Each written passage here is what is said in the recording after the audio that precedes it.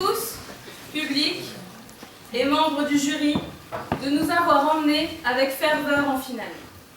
Ici, plus d'accessoires, mais seulement Audrey et moi-même, seuls, à nu, pour votre plus grand plaisir. Pour traiter de ce sujet si sensible, mais pouvant être traité, je dois dire, en long, en large et en travers, il convient tout d'abord de se pencher sur l'acte en lui-même. Le contrat d'échange, messieurs, dames, est un contrat spécial, pouvant même être très spécial. D'ailleurs, ce contrat peut être abordé à plusieurs niveaux. Les contractants peuvent adopter différentes positions, plus ou moins explicites.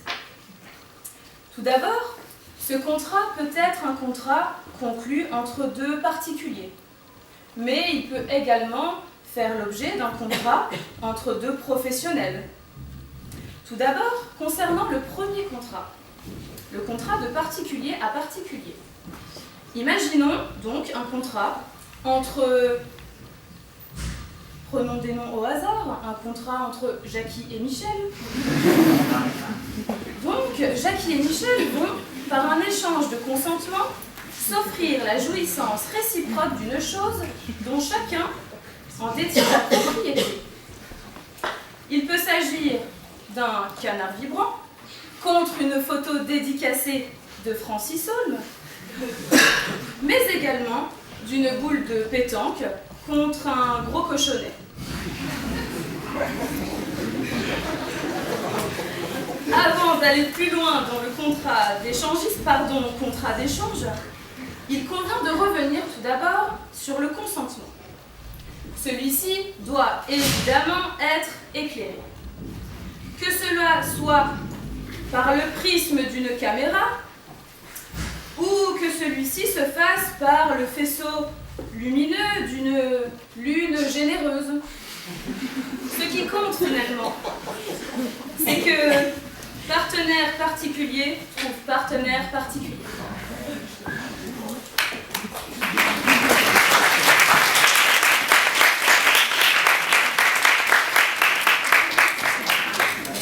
Mais évidemment, comme je vous le disais précédemment, le contrat d'échange peut être conclu entre deux professionnels.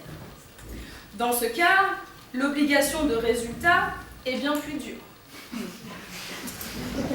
Ces contrats entraîneront davantage une double novation, bien entendu, c'est-à-dire que chacun des locataires du même bailleur prendra la place de son coéchangiste.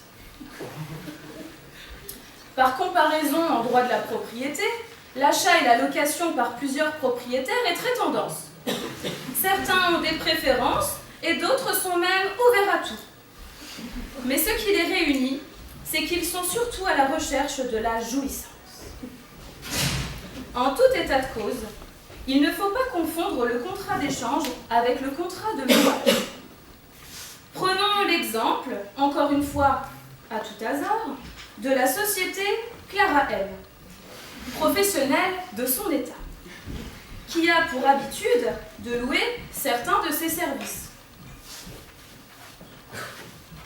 Elle ne pourrait refuser l'utilisation de sa petite clause afin d'obtenir l'annulation pour vice au motif que son bailleur ou même baillonneur n'est pas assez, au sens propre comme au sens figuré. Mais revenons à notre sujet, traitant de, je le rappelle, la date d'entrée en jouissance.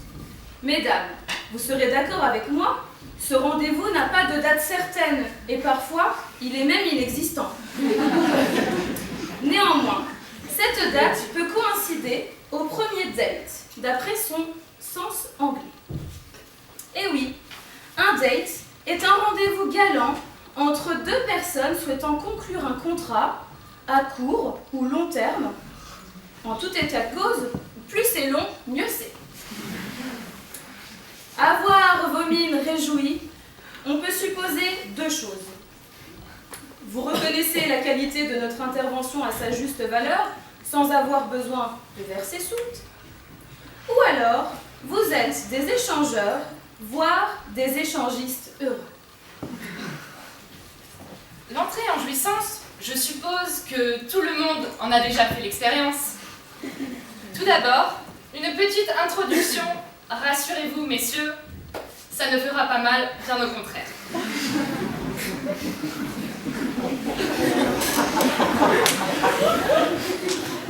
Cette entrée en jouissance commencera par des préliminaires, bien négociés.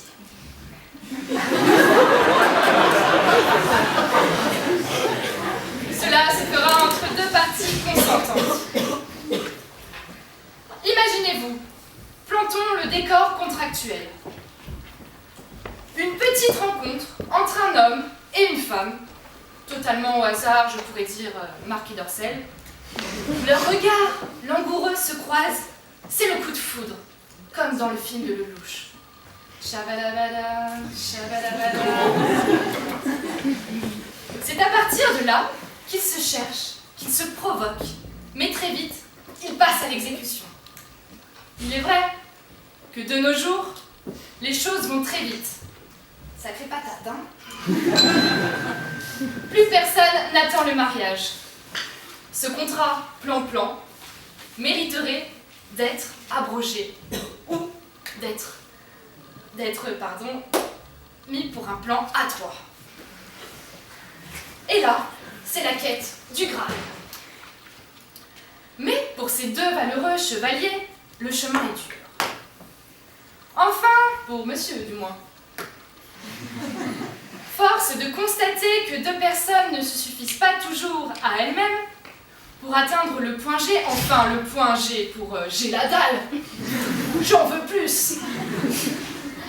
Et comme le dirait le dicton, plus on est de fous, plus on rit. Un avenant intervient entre eux deux afin de convier davantage de partenaires à leur partie. Cela dans le but d'une meilleure entrée en jouissance, une meilleure roucoulette. Quoi de mieux pour cela que d'aller libertiner du côté des bars échangistes. Ces amateurs de méli-mélo décors, ces aventuriers libérés multiplient les nombreuses relations en quête de nouvelles positions. Et avec toutes ces possibilités de position, on a vraiment l'embarras du choix. En effet, on peut trouver le ventilateur thaïlandais, ou bien la chandelle danoise, ou encore, pour les téméraires, la roulette russe. Bref, vive l'échangisme sans frontières, au diable les contrats, car c'est de la variation des figures que naît le péché originel et la dégustation du fruit défendu.